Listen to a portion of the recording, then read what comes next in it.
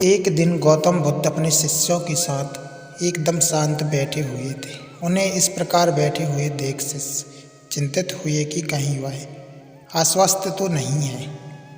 एक शिष्य ने उनसे पूछा कि आज वह मौन क्यों बैठे हैं, क्या शिष्यों से कोई गलती हो गई है। इसी बीच एक अन्य शिष्य ने पूछा कि क्या वह अस्वस्थ है, पर बुद्ध मौन रहे। तभी कुछ दूर खड़ा व्यक्ति जोर से चिल्लाया, आज मुझे सभा में बैठने की अनुमति क्यों नहीं दी गई। बुद्ध आंखें बंद करके ध्यान मग्न हो गए। वह व्यक्ति फिर से चिल्लाया, मुझे प्रवेश की अनुमति क्यों नहीं मिली। इसी बीच एक उदार शिष्य ने उसका पक्ष लेते हुए कहा कि उसे सभा में आने की अनुमति प्रदान की जाए। बुद्ध ने आंखें खोली और बोले, नहीं, वह अछूत है, उसे आज्ञा नहीं दी जा सकती। यह सुनकर शिष्यों को बड़ा आश्चर्य हुआ। बुद्ध उनके मन का भाव समझ गए और बोले, हाँ, वह अछूत है।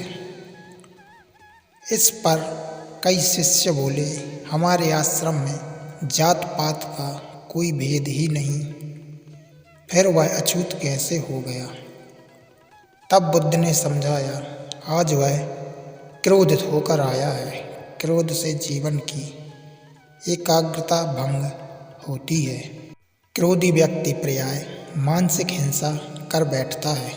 इसलिए जब तक वह क्रोध में रहता है तब तक वह अछूत होता है। इसलिए उसे कुछ समय एकांत में खड़े रहना चाहिए। क्रोधित शिष्य भी बुद्ध की बातें सुन रहा था। पश्चाताप की अग्नि में तप कर वह समझ चुका था कि अहिंसा ही मनुष्य का महान कर्तव्य व परम धर्म है। वह बुद्ध के चरणों में गिर पड़ा और कभी क्रोध न करने का प्रण लिया।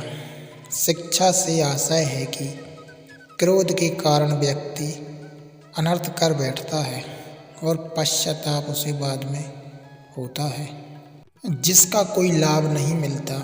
इसलिए हमें क्रोध नहीं करना चाहिए। असल मायने में क्रोधित व्यक्ति अछूत हो जाता है और उसे अकेला छोड़ देना चाहिए। क्रोध करने से तन, मन और धन तीनों की हानि होती है। क्रोध से ज़्यादा हानि कारक कोई और वस्तु नहीं है।